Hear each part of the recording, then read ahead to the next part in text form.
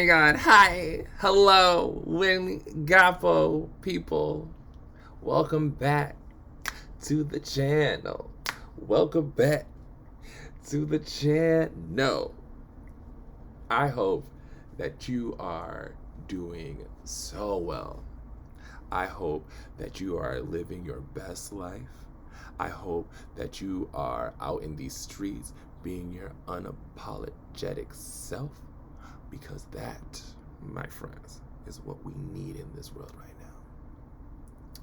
Welcome back to my channel, Unapologetically Coco.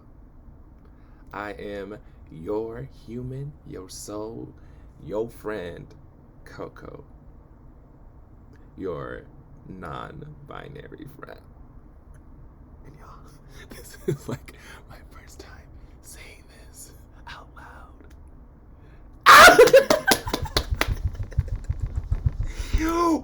Oh, it feels so good to say that. My name is Coco. I am non-binary. My pronouns are they, them. This is so huge for me. I have been on the wildest journey figuring that out. And not because I was scared or I was shameful. I had to really figure some things out. Just because I just didn't know what it meant to feel and be non-binary, and to how do you express that to people. I think that was like my biggest concern. I think I've said in previous videos that I am a first gen, meaning that my family are immigrants from Africa, Sierra Leone to be specific, and coming out to them before was hard. And that's just more of the cultural differences and kind of the stigmas that are associated with being queer. And so I feel with my family specifically, we went through this journey together, and we have come on top, and they respect me and they love me just the same. And they have met my partner, they have met my queer friends, and they're so loving. They love all of them. And so I'm just like,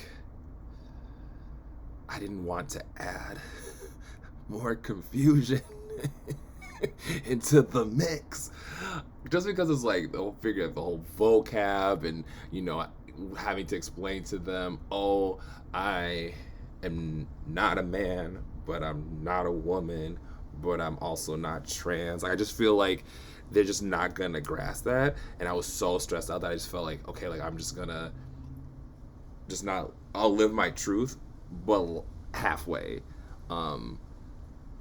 And during these past few months, I just had a lot of time just to really look inward and kind of, you know, just kind of connect with who I really am, and see what would make me live my life to the fullest. How can I reach like my highest self? And that was something that just seemed to come up naturally for me, where I just wanted to live my truth, and my gender was one. And because honestly, I feel like I've always known I was non-binary from the time I was a young kid. Like, I remember watching my favorite movie, Titanic, all the time. And I know for a lot of people, Titanic is like the introduction, the first time that we've all seen another body naked for the first time, especially when you're that young. And I just remember all of the boys like, oh my God, like that was the first time I saw boobs in the first time, yeah, yeah, yeah. And it just wasn't doing anything for me. And I just remember I just wanted to be Rose. And then I was like, okay, like maybe it's like, oh, like maybe Coco, you like boys. Like maybe that's what's weird. But then as I think about it, I am so in touch with my femininity. Like, I wanted to be a cheetah girl. I wanted to be Sharpay. I wanted to be all, like, anytime I would play games with my cousins, I always was picking the female character because obviously women run the world. So why wouldn't I want to be them?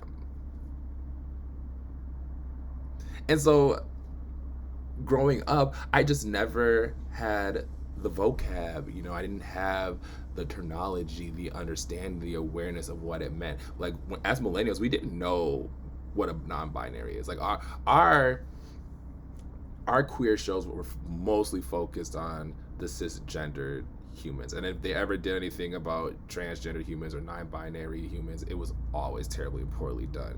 And so I just kind of never really tapped into that side of me.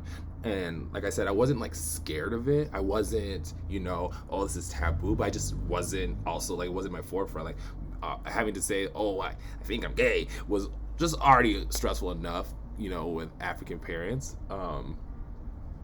But then as I got older, as I got more comfortable with myself, like it caused me to really kind of dive deep. I think a big part of when I started, you know, wanting to embrace this side of me and embrace, you know, both sides of who I am as a person, it was through clothes. It's through my expression with clothing, my love of makeup, getting my nails done. All of these things, I was like, this is part of me. I felt so powerful. I felt so sexy. You know what I mean? Like, I felt like a bad bee. And at first, it was something that I explored during Pride.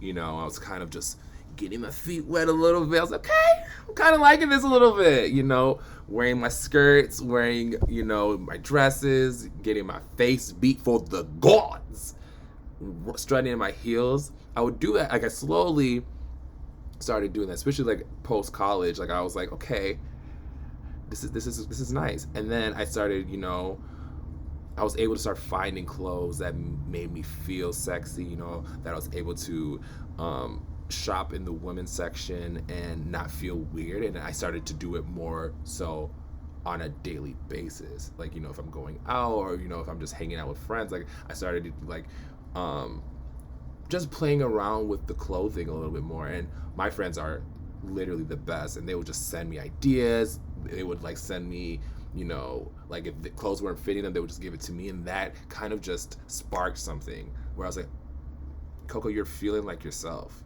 You know, when you're wearing that skirt, you feel like yourself. You know what I mean? And after, you know, my life kind of took a turn, I just wanted to feel whole. You know, like all the things that I thought were real, that I thought were true, it wasn't. And I think a part of it too is I just wasn't living my truth fully. And I wanted to really allow myself to just, in this life, in this body, in this like in this spirit, I just needed to just do the best I could to live authentically myself.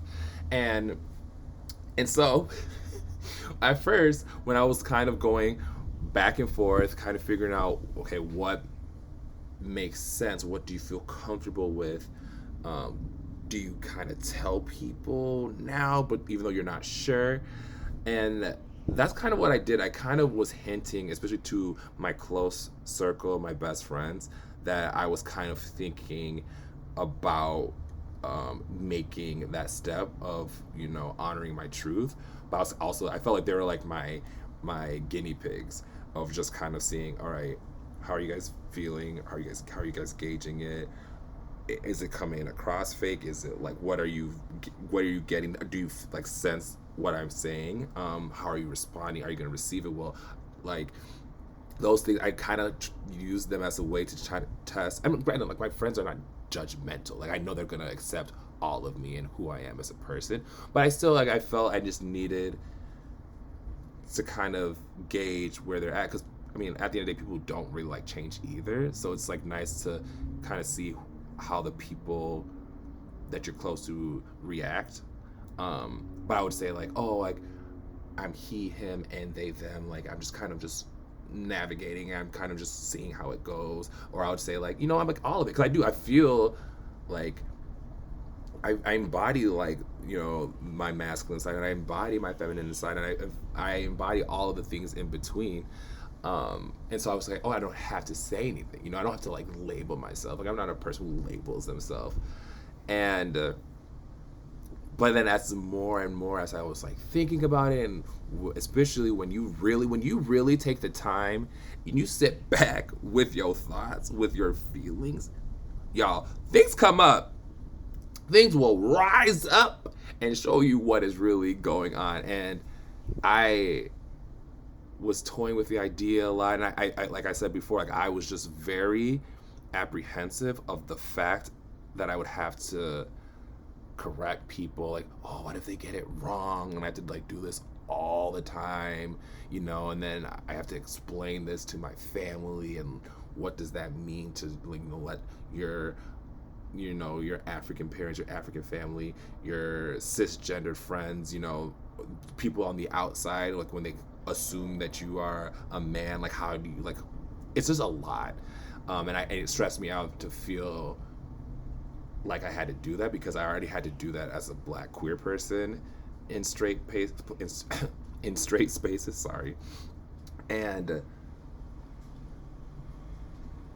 I was like having I was at a point where I was like, I don't give a F anymore because this is who I am, and it's not gonna change. And especially when I felt at a point in my life where I had really nothing to lose. Like I was like I really don't. And I've seen so many people out here. Gen Z, Gen Z, y'all doing what y'all need to do out here because they inspired me so much to just be my full self, and I've never been someone to shy away from that. I had a friend that allowed me to kind of explore those thoughts back in college, and her and I definitely have thought and toyed with gender, but like I said, we just didn't have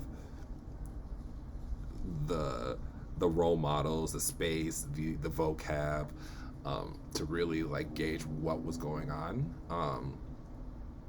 And yeah, no, I'm feeling so sure of myself now, especially like making a stand to like say something, to say that I am non-binary.